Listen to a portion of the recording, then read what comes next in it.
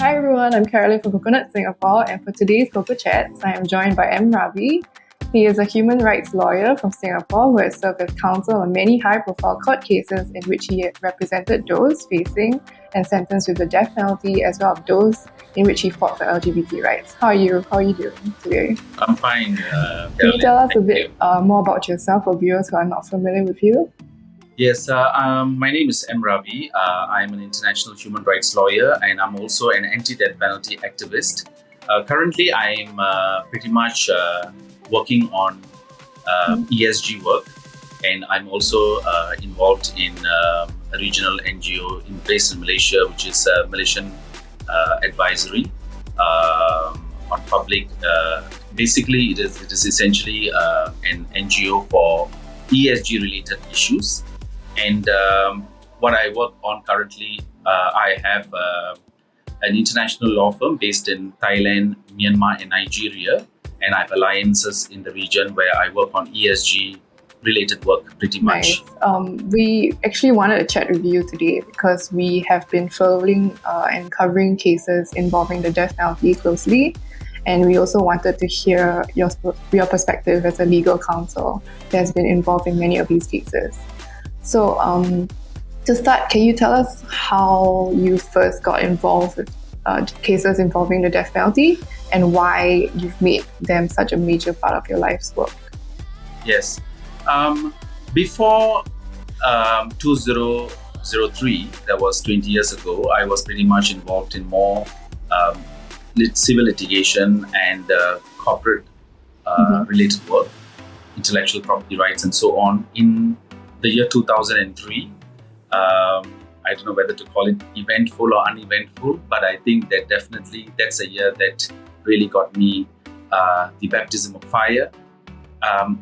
In 2003, 20 years ago, J.B. Jeyaretnam, the former opposition figure and a lawyer as well, wasn't able to practice at that time, and he brought a case, death penalty case, which no lawyers wanted to take up, as it has been already argued by Subhash Anandan, who was a top criminal lawyer at that time, and the avenues were seemingly closed. It was 20 years ago, this kind of same scenario that we are seeing now, and I was in the throes of that deep end where I tried to reopen the death penalty case, my first death penalty case where I argued on my own. And it's also very challenging because it was before the Court of Appeal, and where it was it was at the 11th hour, and a lot of issues were raised, and the laws were pretty much not developed as right now. In fact, in closing the avenues for reopening of death penalty cases rather than going forward to it.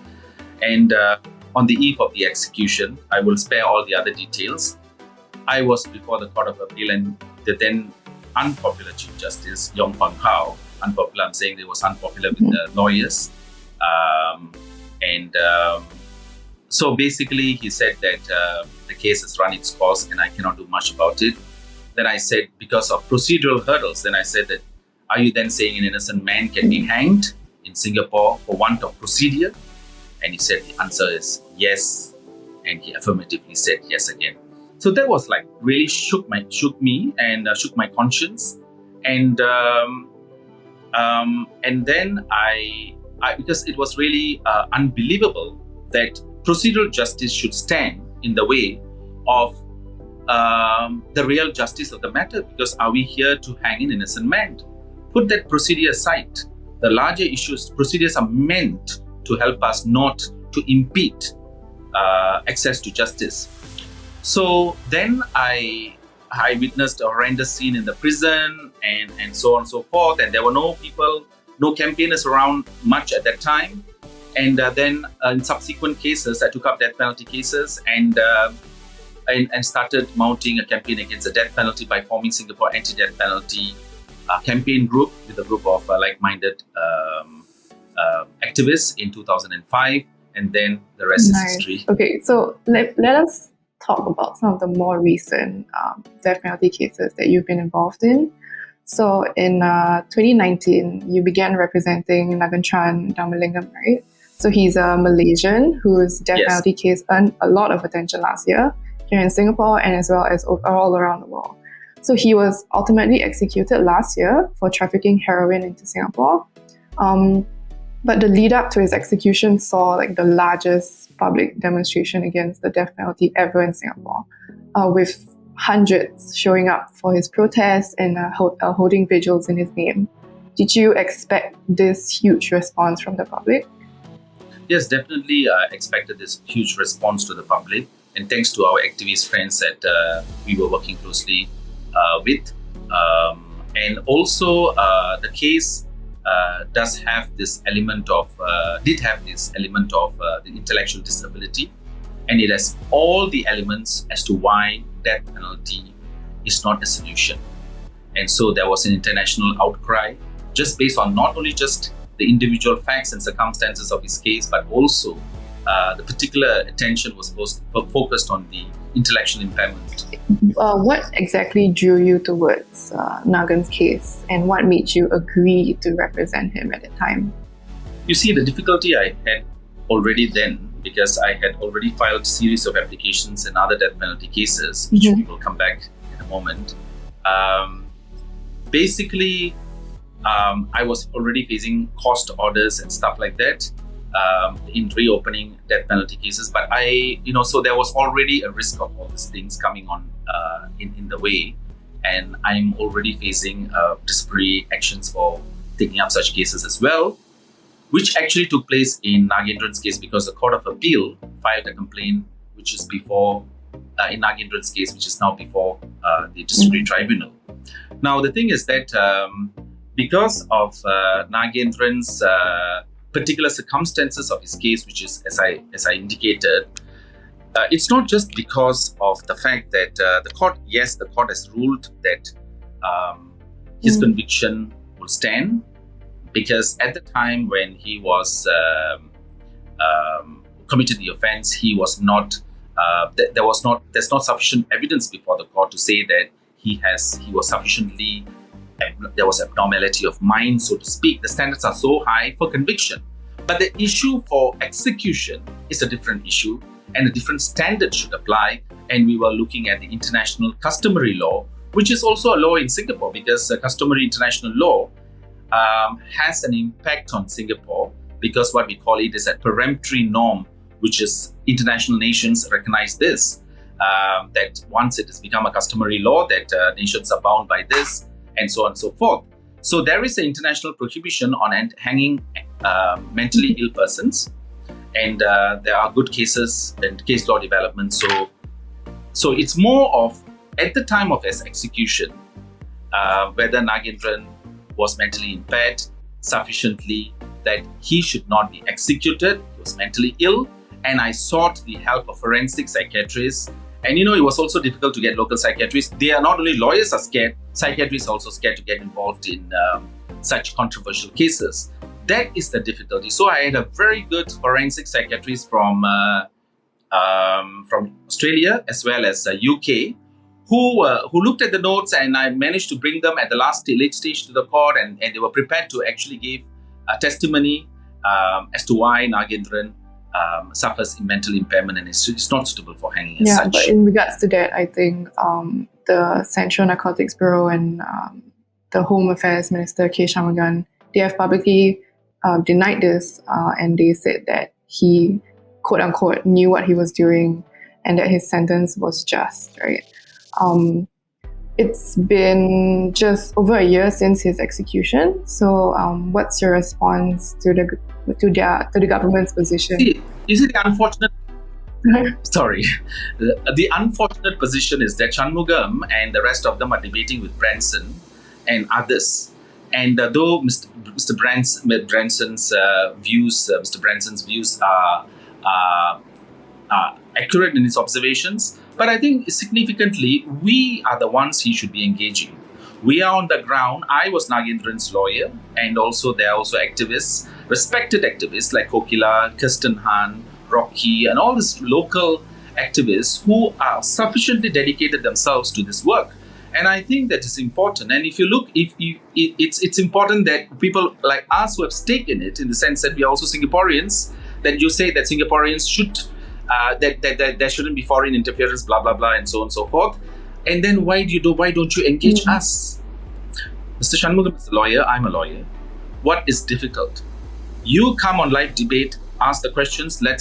I'm not saying the debate is the most, it's the best forum to discuss this. But since you asked for a debate, you should debate with us. And let me tell you the facts. That whole thing about Ministry of Home Affairs and Shanmugam, the issue is not about whether Nagendra knowing about his drugs and so on and so forth, knowledge of his drugs, the drug trafficking. The most important issue is that the application that I filed was whether he was suitable for hanging under customary international law that prohibits the execution of mentally ill persons. That was completely left out of the debate. Is there a reason why you think they are not reaching out to you and the other activists? You see, that's the problem with Singapore. I mean, this is a disease that the leaders suffer in not really wanting to engage your local audience, and they want to ask for, say, foreign interference, and then they are asking foreign counterparts to actually then debate. That's bizarre. It's something that a disease, an inadequacy and ill-equipped, it shows that they're inadequate in their ability to debate properly. And I think that's already quite clear in the way parliamentary debates are being done in Singapore, like courtroom cross-examinations. They need to get out of this for the good of Singapore. And we really, people like, as I mentioned, like my activist friends and us, do we really like to put ourselves through so much of pressure, so much of police investigation, so much of issues? I've even been suspended. Is that something that we really want? It's because of the why do we do this? It's because we are hanging a mentally impaired person there. There are enough issues there that to grapple with. And we should not allow, a disadvantaged segment of society without proper legal access to be denied access to justice. Well, okay, let's talk about another recent case. So, most recently, a 46-year-old Singaporean man named Tangaraju Sufia, he was executed for trafficking 1 kilogram of marijuana. So, at one point, you even represented him. So, what can you tell us more about your involvement in this case and some of the issues that you brought up about his execution? About that period of time that I represented Tangaraju, I wasn't able to go in depth into his case as yet because I was already handling about that period of time, 2020, 2021, 26 inmates, almost entire death row inmates who were facing imminent execution. I was reviewing the case round the clock with also the help of lawyers from Australia and also in UK. From eminent organizations as well as law firms who came and spent a lot of their dedicated hours. They spent a lot of their time in this reviewing and assisting. So when it came to that execution part, especially for Tangaraju, the key issue is the issue about his interpreter. That was already something that you see, the thing is, for example, the lack of interpreter in Tangaraju's case, that there is no mandatory requirement that there should be an interpreter. That is actually a very flawed process because the investigation officer himself is allowed to, if he can speak that language proficiently, then he can also interpret. And if the accused person cannot read, then there is a huge vulnerability there, So, and also Tangaraju didn't have access to counsel, meaning that he didn't have counsel when those statements were taken. But that is also the position in Singapore that though we have right to counsel, that access to counsel can be denied for 2 or 3 weeks. So we have a situation whereby, we are taking a man's life. We are depriving someone of his or her life. We must make sure that we have all the necessary safeguards in place and due process being complied with sufficient international standards of international human rights laws, legal standards, even if you want to take the person's life. That is not the case. And Tangaraju's case just screams at us about all these deficiencies that we have in place. I think... And also coupled with that, also there is a potential conflict of interest issue that I also raised because the Attorney General, Mr. Stephen Chong, who was the Attorney General, was also at the time in Tangaraju was charged on 19th May 2014. Mr. Stephen Chong became then subsequently the Court of Appeal judge who heard his Nagendras appeal subsequently, who happened to be the Attorney General when Nagendra was charged.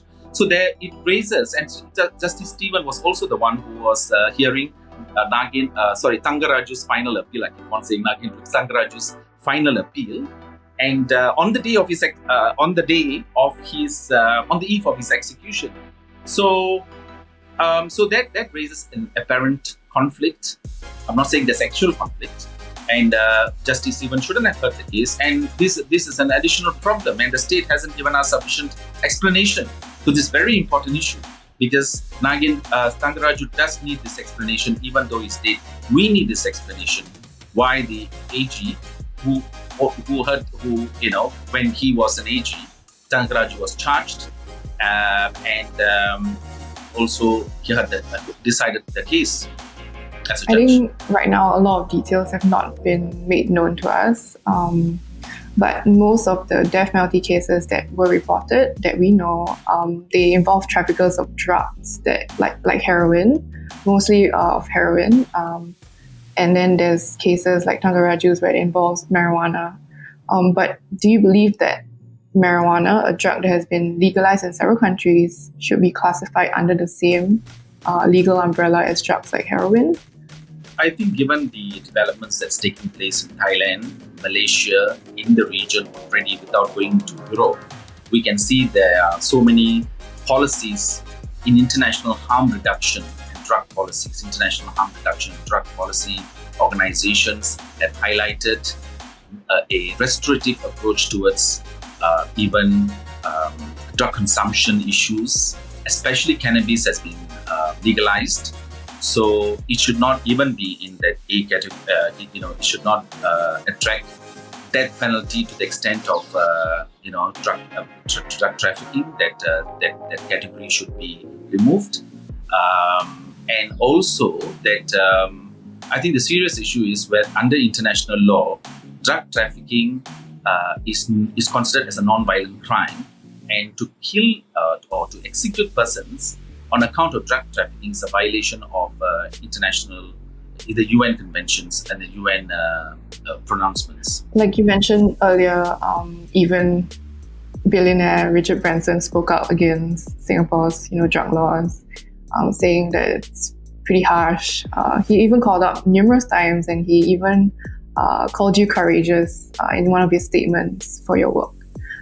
So all these, there are many international organizations, including United Nations, including the EU. They have asked Singapore to reconsider its death penalty policy. But do you think that these international criticism actually puts pressure on Singapore to rethink its drug laws, or do you think it is going to be counterproductive? I think this is a very critical question. If we look at where in this conversation that we are having right now, when I started off with this interview, I mentioned 2003, 20 years. Let's just look at, without looking at the international pressure and whether there is actually prospect of change and reforms. Between 2003, that year 2004, Amnesty recorded that Singapore had the highest per capita execution in the world. When I took up the Yong Wee Kong case in 2009, as a result of, there's another case of Yong Wee Kong, where we, I along with the activists, we campaigned aggressively. He was 19 when he was caught for drug trafficking, and his peculiar circumstances. And in 2010, Singapore recorded 0 executions. In 2012 as well, because of the series of constitutional challenges that I brought up before the courts during those years, between 2010 to 2012. All executions were stayed. Subsequently, the case did precipitate in the amendment to the Misuse of Drugs Act in giving judges more discretion. It was a partial amendment to the mandatory death penalty regime, but it was significant because Yong Wei Kong and 3 other clients of mine were saved, and along with them, others were saved as well. And also in Malaysia, it brought changes there as well. Yong Wei Kong's case, because Yong Wei Kong was a Malaycian, is a Malaysian, and his case was, I brought this case to Malaysian Parliament, and also a lot of activists and politicians and the media picked up, and it resulted in the debate. And the Malaysian government and the law minister of Malaysia itself said that death penalty is not a deterrent. Mr. Nasri was the law minister at that time, and the Yong Wei Kong's case campaign precipitated to two countries in changing. In fact, Singapore was the first one before Malaysia, which recently abolished the mandatory death penalty. Singapore had already abolished the mandatory death penalty partially in giving judges discretion in certain cases, including death penalty cases. Including drug trafficking cases. So essentially what I'm saying is that this itself is Yong Wei Kong, which is a hopeless case, Chong Chuning, another hopeless case, another case of Chan Hing, and there's another case which Mr. Chan, which I acted. All were hopeless cases. They were all saved through this amendment in the law in Singapore. So that itself gives us confidence as to why Singapore had held so tenaciously to the noose, did actually relent in this loosening up a bit in the mandatory death penalty scheme. Talking about international pressure, definitely Singapore is paying attention to international pressure. Singapore is an international city, and there are so many expats, so many people living here. And you know what? The cases that have come out before the court, it's no longer now the debate is between death penalty and whether we need to have death penalty or no death penalty, or the debate is between death penalty or no death penalty. It is about fairness in the system. Singaporeans, to be fair to them, a lot of them care. Tangaraju's case, Nagendra's case, Suhail's case, and many other cases, including Wei Kong. People understand that this group of people who have been being executed, they are low income, they are not educated, they have a lot of mental health issues, they are also drug consumers, they are ill in that sense. It's drug trafficking. Drug traffickers, a lot of them are drug consumers, and drug addiction itself is a mental illness or psychosocial condition, according to psychiatrists. So, coupled with international pressure, the fact that Singapore is a signatory to UN, is Singapore is going to tell the United Nations that please don't interfere with our local politics? You're a member of the United Nations. What if Singapore is invaded one day? Are we going to tell the international countries that please don't speak up? And that country that if it invades Singapore will say, don't interfere with our local invasion of our own invasion of Singapore. It is actually, are we going to say that? No, right? So what is sauce for the goose must be sauce for the gander. And we are talking about the people who don't have voices. But let's say in the next 5 or 10 years, do you see Singapore abolishing the death penalty? I'm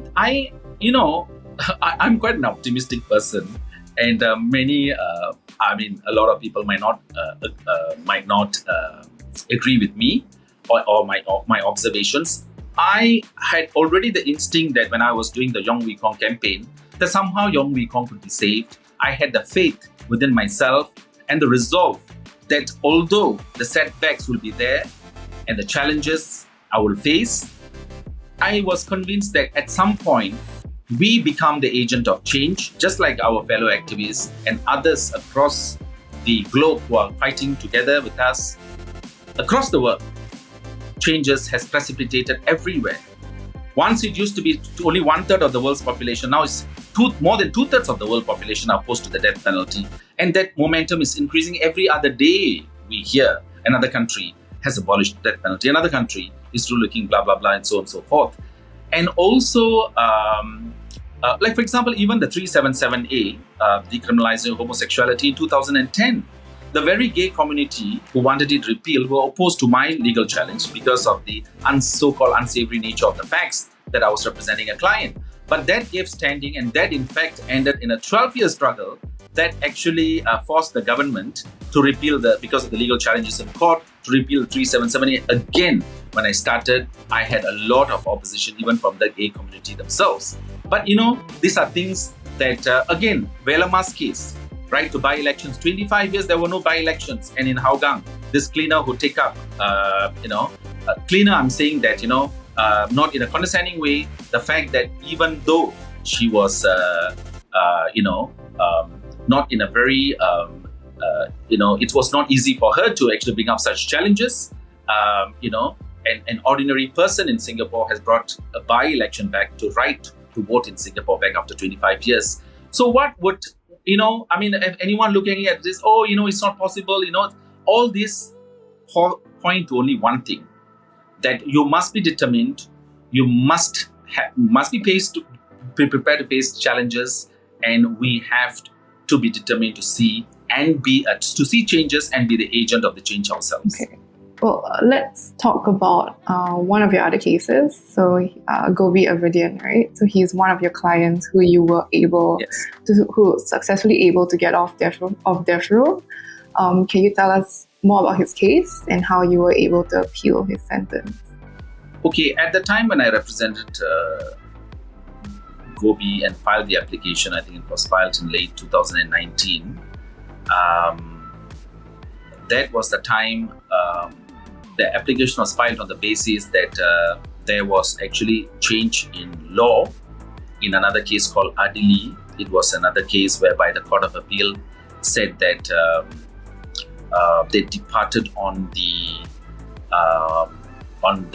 interpretation as to how the issue of the presumptions on the Misuse of Drugs Act, particularly on the question of willful blindness. Basically, to put it very simple, if you are caught for actual knowledge of drug trafficking, if you ask the question, were you aware, blah, blah, blah, if the prosecution has gone on actual knowledge of drug trafficking, then the prosecution cannot run another alternative ground, which is willful blindness. That means you are presumed on the facts that you are so willfully blind that you ought to have trafficked. That is another presumption. So the court ruled essentially that the prosecution cannot take an inconsistent position in the prior to Gobi's case. In Gobi's case, the law has shifted, and that was what was ruled in the Court of Appeal, that the prosecution has actually run an inconsistent case. Given the development of case law on Adili, the court also said that it is actually a miscarriage of justice, that they acknowledge the miscarriage of justice, that Gobi, his death sentence should be removed. And I'm glad that at the nick of the time, I got back into practice after a 4-year hiatus as well. If I had not come in, that Gobi would have also been dead. So I'm saying that it was not easy for me, because prosecution was already saying that I was like filing a frivolous application and so on and so forth. And so, one of the consequences of that case for you personally was that the Supreme Court suspended your right to practice law in Singapore for 5 years because of statements that you made against the Attorney General's chamber. They said that you made quote-unquote grave and baseless accusations of improper conduct against the AGC, and you were very public with your opinions that the case was unfair, and you asked the state, the prosecution, and Shanmugam to apologize to Gobi. Do you still stand by your actions that led to this 5-year suspension? I mean, my general view of this is that lawyers should not be punished, and as you know, should not be punished for having strong opinions, especially in a case of Gobi, where he would have been executed. The larger question is that if I had not stepped in there, if there's no counsel, the crucial question is, it is not about me. It's about if there is no access to counsel or someone coming forward to take up Gobi's case. It was already so difficult for me, because in Gobi and a related case of another case that I argued in another Gobi's case with another inmate who also took up the AG to task on the privileged communication issues and so on and so forth. The Attorney General also reserved his rights on behalf of the government of Singapore against me personally, which the Court of Appeal tantamount to was reasonably intimidating. Even the Court of Appeal ruled that it was reasonably intimidating to me. They haven't apologized for that reasonable intimidation. You don't intimidate lawyers. I already had so much of pressure. also doing the case pro bono. I'm also facing this task of, losing my license, facing disciplinary actions, and then cost order applications. All these things. Why should all this pressure be on me? And despite all that, I put aside that. And why should I take so much of risk to actually save someone? Shouldn't there be sufficient resources and less pressure on me and other lawyers as well to take up such cases? Gobi's case itself should be a turning point where the death penalty should have been relooked and abolished. Because in other countries, when there's a miscarriage of justice case, usually it precipitates in a legal reform. So that was what I was trying to essentially highlight. And in fact, all the legal organizations, there was in fact over 1 million lawyers from Europe who belong to 40 organizations together who wrote a letter condemning my suspension. And United Nations reporter have also issued statements that lawyers should not be taken to task, and they should be allowed to articulate their opinions and views, strong views, in fact. Has this suspension impacted your work, your current work now? First of all, of course, it is said that I'm not able to give the voice as a human rights lawyer. It was something that over 20 years I have been able to bring cases to court, and professors in constitutional law have also commented that there has been a momentum of change in court because of the cases that I've brought up in the area of constitutional law was able to move forward.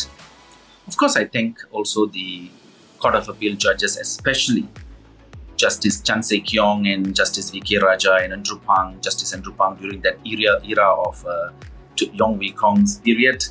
There was a greater latitude to bring up these cases, and there were legal developments which helped the legal community and constitutional law move forward.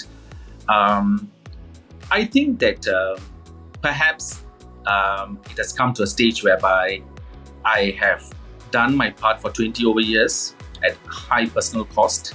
And I think that with my current international law firm and I'm more involved in climate justice work right now, I do still contribute to international human rights law work. Look, even with or without license, at the end of the day, I did also contribute to Tangaraju's discourse, the legal issues that are involved.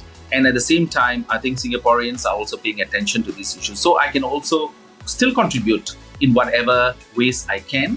And as far as my work is concerned, in the international arena, I could contribute as well in the field of climate justice areas, ESG areas, and also other human rights. Will you continue to represent those facing death penalty in Singapore?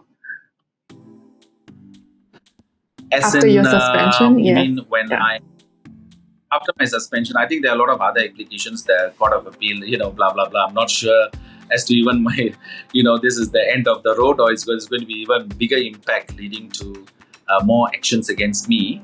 I think the crucial thing is that, of course, I have been voicing out for Tanggaraju, even though I don't have a practicing certificate. So that does not stop me from doing my work as an international human rights lawyer. I also can take up actions against Singapore government for its egregious breaches in death penalty cases and human rights violation in foreign courts. Now that is a momentum which is developing globally. So, any last words for viewers before we leave? Anyone for Singapore viewers, for international viewers? I think that it is important, especially for lawyers and young aspiring lawyers in particular, that they work closely with the international community, local activists, and this aspect of cause lawyering or human rights lawyering should inspire other lawyers to actually take up the mantle and move forward. And I think that I would like to leave you with my own quote, that is, love and compassion must deploy every tool to fight against inhumanity. Law is one such tool. Wow. Okay, thank you so much for your time, M Ravi. Thank you. I really appreciate chatting with you. I look forward to reading more on your climate justice cases, and I hope that we will see you soon. Thank you so much. Bye Yes. bye. Thank you. Bye bye.